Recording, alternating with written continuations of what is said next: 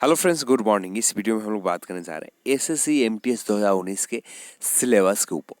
आपका सिलेबस के ऊपर हम लोग बात करेंगे, एग्जाम पैटर्न के ऊपर बात करेंगे, बुक्स के ऊपर बात करेंगे और इस एग्जाम के लिए आपकी रणनीति क्या होनी चाहिए। पेपर 1 एंड पेपर 2 एग्जाम के लिए आपकी अलग अलग रणनीति या कैसे आपको ये दोनों को तैयारी करनी चाहिए, इसके ऊपर बात करने जा रहे हैं। एसएससी एमटीएस का जो फॉर्म फिलअप होना स्टार्ट हो गए और ये फॉर्म फिलअप आपका 29 मई तक चलेंगे और जो पेपर 1 का एग्ज़ाम के संभावित तिथि है अगस्त 2 से लेकर सितंबर 6 तक संभावित डेट है, जो इसके बीच में आपके एग्ज़ाम होंगे। तो आपके पास समय की बात करें तो सिर्फ 3 मंथ है। और पेपर 2 का एग्ज़ाम पेपर 1 के होने के बाद 17 नवंबर को आपके एग्ज़ाम हो जाएंगे पेपर 2, यानी डिस्क्रिप्टिव पेपर भी आपके एग्ज़ाम हो जाएंगे। इसके पैटर्न के ऊपर देखें, आपको पैटर्न रीजनिंग है, न्यूमेरिकल एप्टीट्यूड है, इंग्लिश है, जनरल अवेयरनेस है। सभी से 25 प्रश्न और 25 मार्क्स के पूछे जाएंगे। टोटल 100 प्रश्न 100 मार्क्स के होंगे और जो आपके पास समय होगा 90 मिनट्स होंगे। तो यहाँ पर आपको ये काम और करना होगा कि आपका स्पीड के साथ एक्यूरेसी भी बेहतर हो। तो यहाँ पर यदि आपको कोशिश ये करना है जनरल इंग्लिश और जनरल अवेयरनेस के ऊपर, ये 2 सेगमेंट को आपका वीक है तो इस पर आप बहुत मेहनत करनी होगी।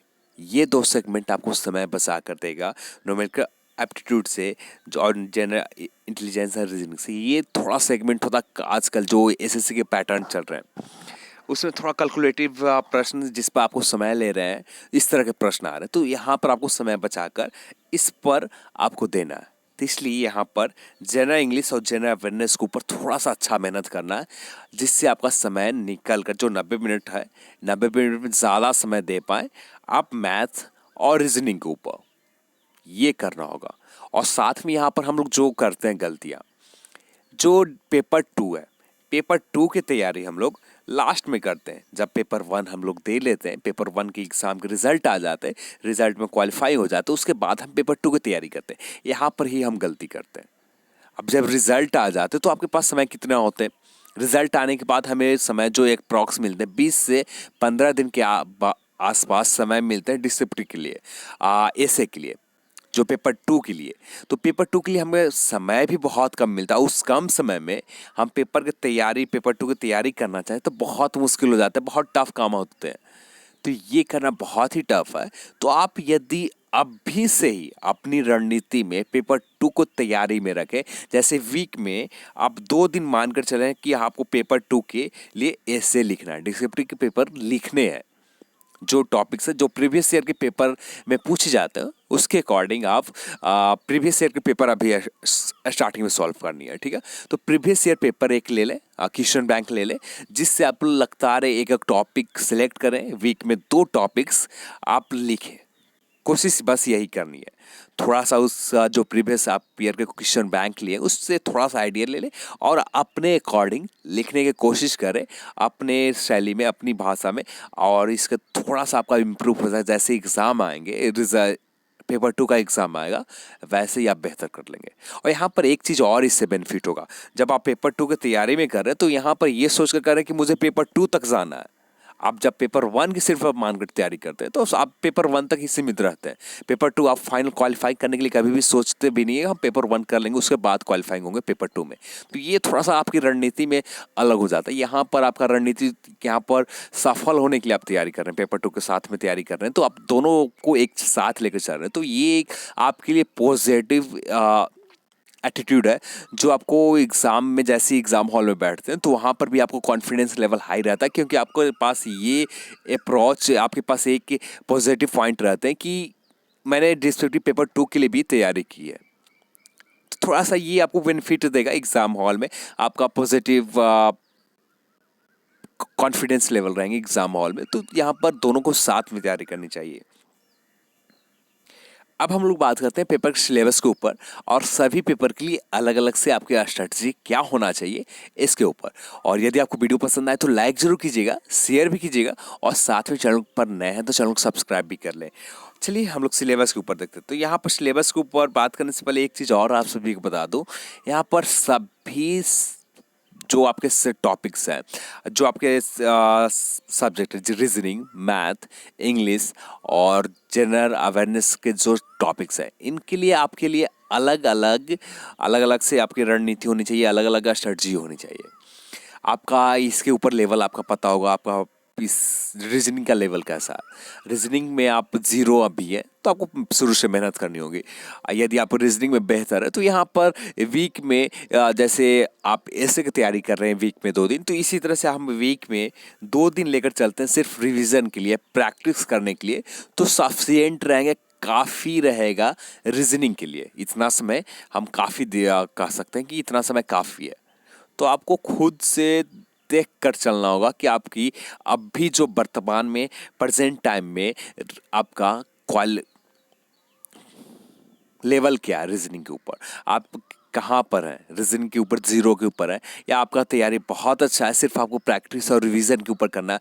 आपका तैयारी, प्रैक्टिस और रिवीजन भी अच्छा है, सिर्फ आपको स्पीड बढ़ानी है, तो इसके ऊपर सिर्फ आपको काम करनी है। तो ये आपको खुद देखना होगा, खुद से सोचना होगा, ठीक है। तो इसी के अकॉर्डिंग आपको रणनीति में आपका पूरी तरह से जीरो है तो आप सप्ताह में पूरे 7 दिन आप प्रैक्टिस करें। अब जीरो नहीं है, सिर्फ प्रैक्टिस, रिवीजन और आपको स्पीड को बेहतर करना है, एक्यूरेसी को बेहतर करना है। तो आप वीक में 2 दिन 3 दिन भी करते हैं तो बहुत काफ़ी होगा इस सब्जेक्ट के लिए, इसके लिए। इसमें जो टॉपिक्स है, इन टॉपिक्स के ऊपर आपको प्रश्न पूछे जाएंगे और इस सिलेबस को आप एक बार रीड कर लीजिए।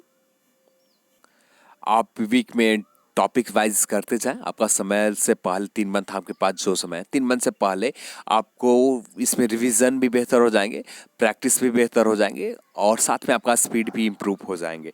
यहाँ पर बुक्स के ऊपर देखें तो लुसेंट का रीजनिंग ले सकते हैं, अरिहंत पब्लिकेशन का रीजनिंग का बुक ले सकते हैं। ये 2 बहुत इंपॉर्टेंट बुक्स हैं, दोनों में कोई एक बुक ले सकते हैं आप, चाहे लुसेंट ले लें या अरिहंत ले लें। अरिहंत भी बहुत बेहतर है मेरे अकॉर्डिंग, तो अरिहंत ही लें और लुसेंट भी बेहतर है। दोनों ही बेहतर बुक्स हैं। आप दोनों में से जो लेना चाहें, दोनों को में से किसी एक बुक को लेकर आप प्रैक्टिस यहाँ पर कर सकते हैं। इस बुक का लिंक्स डिस्क्रिप्शन बॉक्स में मिल जाएंगे, वहाँ पर उस वेबसाइट पर जाकर आप बाई कर सकते हैं। अमेजन के लिंक आपको दिया रहेगा। रीजनिंग में आपको वर्बल और नॉन वर्बल दोनों तरह के रीजनिंग रहेंगे, तो आपको प्रैक्टिस थोड़ा सा अच्छा से करना है। आपको समय को देखते हुए प्रैक्टिस करनी है। आपको समय को टारगेट, एक जिस तरह से टॉपिक है उस टॉपिक के अकॉर्डिंग आपको समय को भी डिवाइड करना होगा। और यहाँ पर एक चीज़ और करनी चाहिए, आपकी रणनीति में एक चीज़ शामिल आपको जरूर करना चाहिए।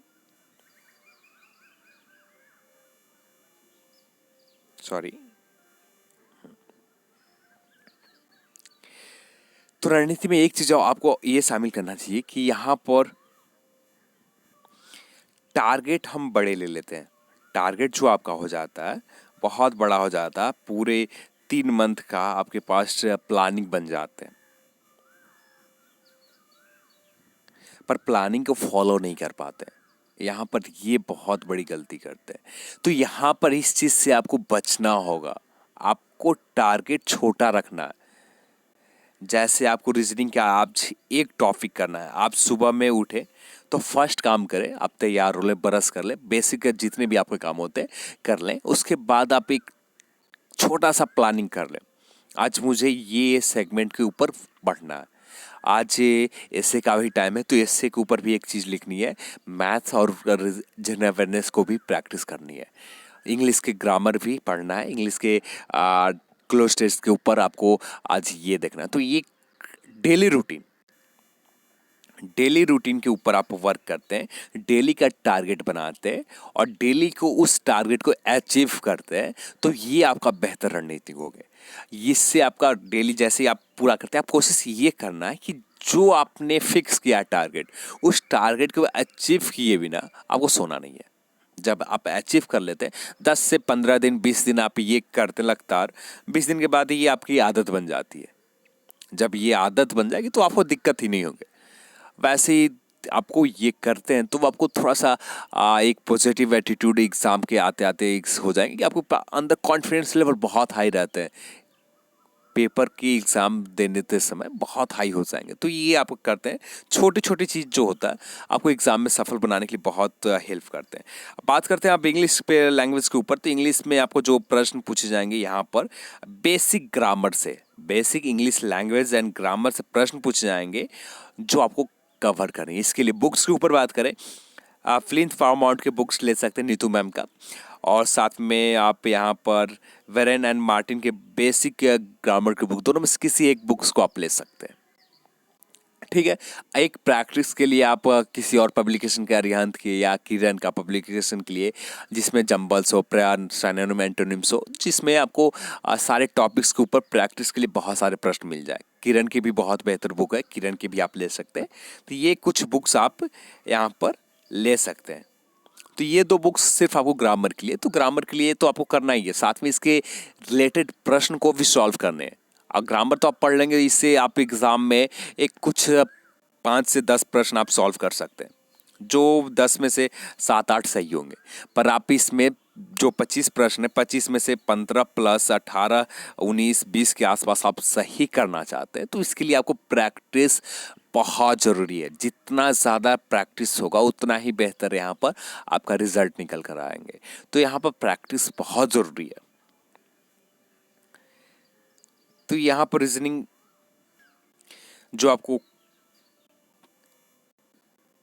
स्पेलिंग, इरर स्पेलिंग से प्रश्न पूछे जाएंगे, आपको वहाँ पर इरर देखने हैं। सेंटेंस के करेक्शन से प्रश्न पूछेंगे, वर्ड सब्स्टिट्यूशन से प्रश्न होंगे, साइनोनिम एंटोनिम से होंगे, फ्रेजेस से होंगे प्रश्न, आपको spelling fill in the blank से होंगे, वोकैबुलरी से होगा, कंप्रेंशन से होंगे।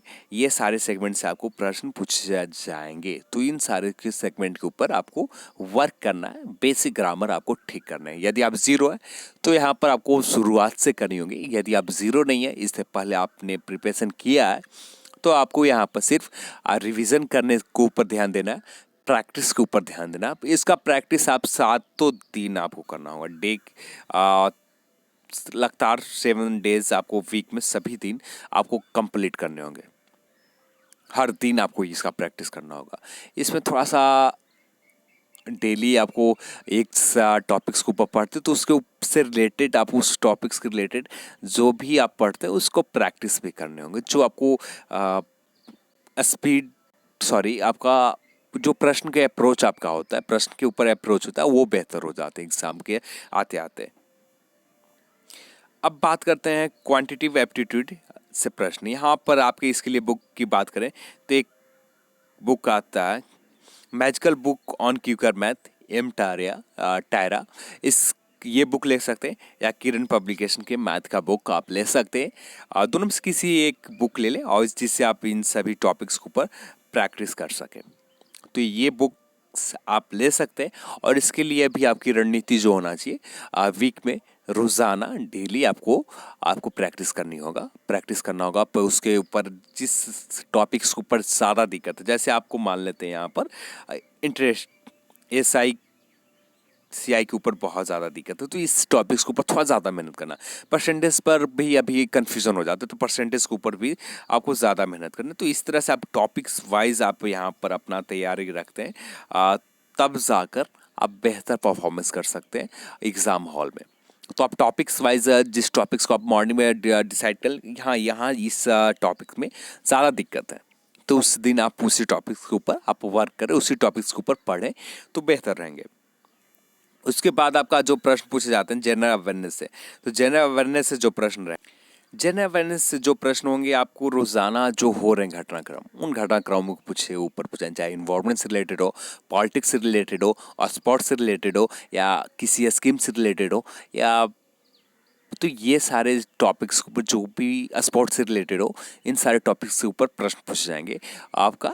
तो यहाँ पर आपको करंट इवेंट्स के लिए रोज़ाना आप जो पढ़ते हैं, आपने अभी तक पढ़ा अरिहंत पब्लिकेशन का करंट इवेंट्स का बुक ले लें, या आप प्रतियोगिता दर्पण ले लें, या कोई भी आप नेट के थ्रू, ऑनलाइन यूट्यूब के थ्रू आप देख सकते हैं, या किसी भी ऑनलाइन वेबसाइट जो आपको डेली करंट अफेयर्स प्रोवाइड करते हैं, उनके माध्यम से आप पढ़ सकते हैं।